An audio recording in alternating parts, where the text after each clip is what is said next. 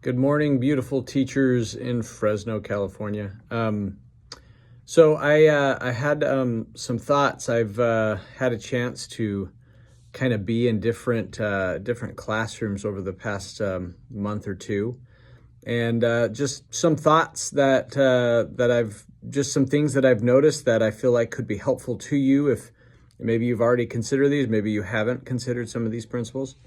So I'm actually kind of referring to the section of the Teaching in the Savior's Way manual. It's the, I don't want to say it's the last section, but it's invite diligent learning.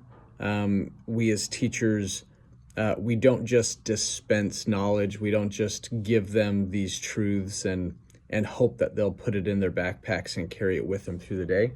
But we want to give them opportunities to number one, learn these things well, but then also allow them to kind of go from the head and into the heart. Like learning here is one thing, learning here is a completely different thing. And so there's a couple of truths that we can kind of focus on for this. I'm actually in the manual, and there's about 5 principles under the invite diligent learning. There's a couple of them that kind of stand out to me. Encourage learners to share the truths they are learning and invite learners to live what they are learning, right? Those are really interesting. And there's several different ways that we as teachers can do those two things. What I want to suggest 2 things for you. If I were to think about a time when you when you talked about a gospel truth with someone. What did you learn from the experience? When were you grateful that someone had the courage to share their thoughts and beliefs? How will the people you teach benefit from opportunities to talk about the things they are learning? What opportunities can you create for them? Those are really interesting questions under the encouraging them to share the truths that they're learning. I'm gonna share just one principle for this.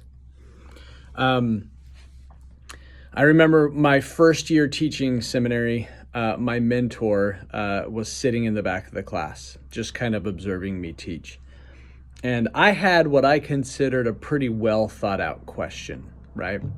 And I just kind of lobbed it at the class like, oh man, this is gonna blow minds. And so I just kind of tossed the question out there. Crickets. Nobody responded. Everyone's just kind of staring blankly at me. And I'm like, oh, okay, maybe it's not as good a question. So I tried to like rephrase the question in a different way. Crickets. And my mentor's in the back and I'm getting a little nervous. I'm like, ew, this kind of makes me look bad.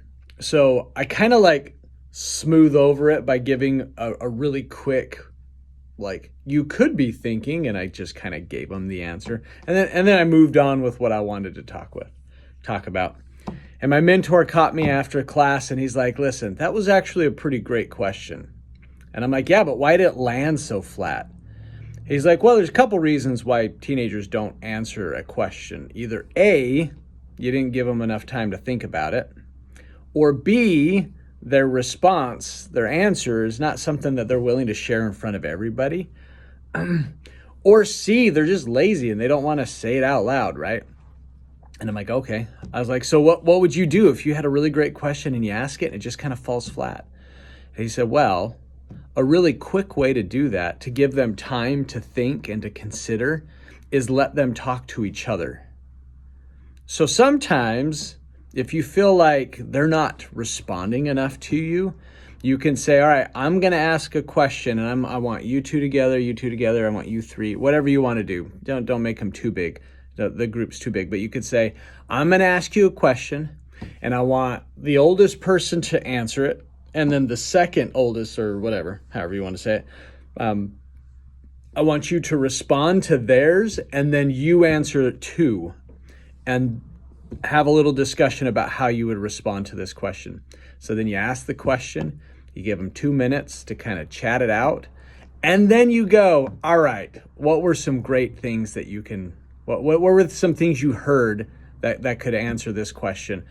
Suddenly, And even if they don't raise their hands, you could still just go, I want to hear from that group. What did you guys talk about? I want to hear from that group. What did you guys talk about? Nobody's on the spot. They've already talked it out, right? I mean, obviously be judicious. There's still some teens that would feel uncomfortable if you did that. But if you know them well enough, you could just go, what did you guys learn? What did you guys talk about? Okay. That's one way that you could actually get them. And again, I go back to these questions.